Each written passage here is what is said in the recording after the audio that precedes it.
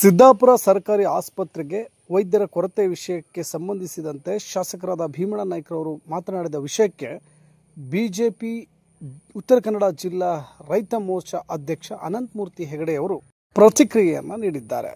ವೈದ್ಯರು ಬರುತ್ತಾರೆಂದರೆ ಮನೆಗೆ ಹೋಗಿ ಕರೆತರಲು ನಾನು ಸಿದ್ಧನಿದ್ದೇನೆ ಎಂದು ಭೀಮಣ್ಣ ನಾಯ್ಕ ಅವರು ಹೇಳಿದರು. ಅದಕ್ಕೆ ಅನಂತಮೂರ್ತಿ ಹೆಗಡೆಯವರು ತಿರುಗೇಟು ನೀಡಿದ್ದಾರೆ. ಇಂದು ಸಿರ್ಸಿಯಲ್ಲಿ ಸುದ್ದಿಗೋಷ್ಠಿ ನಡೆಸಿದ ಅವರು ಏನೇನು ಹೇಳಿದರು ಅನ್ನೋದನ್ನು ಈ ವಿಡಿಯೋದಲ್ಲಿ ನೋಡೋಣ. ಇದು ಸುದ್ದಿ ಪ್ರತಿನಿಧಿ, ನಾನು ದಿವಾಕರ್ ನಾಯ್ಕ ಸಂಪಣ್ಣ. ಸ್ಥಳೀಯ ನಿರಂತರ ಸುದ್ದಿಗಾಗಿ ನಮ್ಮ ಚಾನೆಲ್ ವೀಕ್ಷಿಸಿ. ಧನ್ಯವಾದಗಳು. ನಿನ್ನೆ ಪತ್ರಿಕಾಗೋಷ್ಠಿ ನೋಡಿದೆ, ಸನ್ಮಾನ್ಯ ಶಾಸಕರು ಹೇಳ್ತಾ ಇದ್ದಾರೆ ಆಸ್ಪತ್ರೆಗೆ ವೈದ್ಯರು ಬರ್ತಾರೆ ಅಂತ ಹೇಳಿ ನಾನು ಮನೆಗೆ ಹೋಗಿ ಕರ್ಕೊ ಬರ್ತೇನೆ ಅಂತ ಹೇಳ್ತೇನೆ.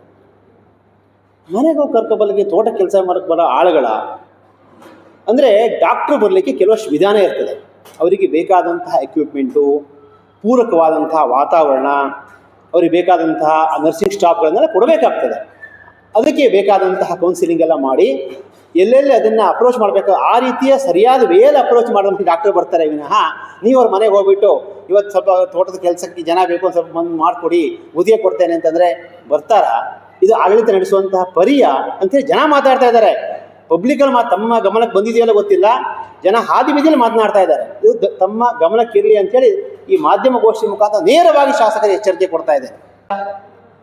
ಹಾವು ಕಚ್ಚಿದ್ದಕ್ಕೆ ಒಂದು ವಿಷ ಕಂಟ್ರೋಲ್ ಮಾಡುವಂಥ ಔಷಧಿ ಸರ್ಕಾರಿ ಆಸ್ಪತ್ರೆ ಇರಬೇಕು ಅಂತ ನಿಯಮ ನಿಮ್ಗೆ ಗೊತ್ತಿಲ್ವಾ? ಆಯಿತು, ಇದೆಲ್ಲ ಪತ್ರಿಕೆಯಲ್ಲಿ ಬಂತಲ್ಲ. ತಾವು ಸಿರಿಸಿ ಶಾಸಕರಾಗಿ ಆ ಆಸ್ಪತ್ರೆಗೆ ಹೋಗಿ ಹಾವಿನ ಆ ವಿಷ ಕಂಟ್ರೋಲ್ ಮಾಡುವಂತಹ ಏನು ಆ ಔಷಧಿ ಇದೆಯಾ ಇಲ್ಲ ಅಂತ ತಾವು ಚೆಕ್ ಮಾಡಿದ್ದೀರಾ?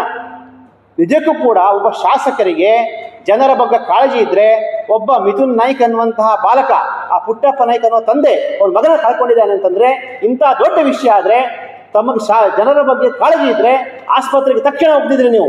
ಯಾಕೆ ಆ ಹಾವು ಕಚ್ಚಿದ್ದಕ್ಕೆ ನಮ್ಮಲ್ಲಿ ಔಷಧಿ ಇದೆಯೋ ಇಲ್ಲೋ ಏನು ಮಾಡಬೇಕಿಲ್ಲ ನಾನು ಹೊಳಿಸ್ಬೇಕಾಗಿತ್ತು. ನೀವು ಹಾವು ಕಚ್ಚಿದ್ರೆ ಯಾರು ಸರ್ಕಾರಿ ಆಸ್ಪತ್ರೆಗೆ ಬರಬಾರ್ದು, ಖಾಸಗಿ ಆಸ್ಪತ್ರೆಗೆ ಹೋಗಿ ಅಂತೇಳಿ ಅವನು 5:45 ಇಟ್ಕೊಂಡು ಅವ್ನು ಸತ್ತ ಮೇಲೆ ಅವ್ನು ಸತ್ತೋಗಿದ್ದಾನೆ ಆಸ್ಪತ್ರೆಯಲ್ಲಿ.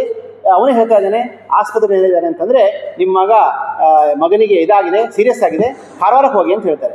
ಅಲ್ರಿ, ಯಾರಾದರೂ ಹಾವು ಕಚ್ಚಿ 3 ತಾಸು ಆದಮೇಲೆ ಕಾರವಾರಕ್ಕೆ ಹೋದ್ರೆ ಬದುಕ್ತಾರಾ? ಅದು ಸಿರ್ಸಿಯಲ್ಲಿ ಬೇರೆ ಆಸ್ಪತ್ರೆಗೆ ಕಳಿಸ್ಬೋದಾಗಿತ್ತು. TSS ಆಸ್ಪತ್ರೆಗೋ, ಮಹಾಲಕ್ಷ್ಮಿ ಆಸ್ಪತ್ರೆಗೋ, ಮಾರಿಕಾಂಬ ಆಸ್ಪತ್ರೆಗೋ, ರೋಟರಿ ಆಸ್ಪತ್ರೆ ಕಳಿಸ್ಬೋದಾಗಿತ್ತು. ಅದು ಮಾಡಿಲ್ಲ. ಎಷ್ಟು ನಿಷ್ಕಾಳಜಿ ಇದೆ. ಅವ್ರು ಹೇಳ್ತಾ ಇದ್ದಾನಂತೆ, ಅವನೇ ಹೇಳಿದ್ದು ದಾಖಲೆ ಇದೆ, ನನ್ನ ಮಗನಿಗೆ ಏನು ಕಿವಿ ಆಗಿದೆ ನೋಡಿ ಅಂತ ಹೇಳಿದ್ರು. ನೋಡಿಲ್ಲ. ನೋಡಿ, ಇವತ್ತಿನ ಇರೋದೇ ಒಬ್ಬರು ಮಕ್ಕಳು, 2 ಮಕ್ಕಳು ಎಲ್ಲರಿಗೂ ಕೂಡ.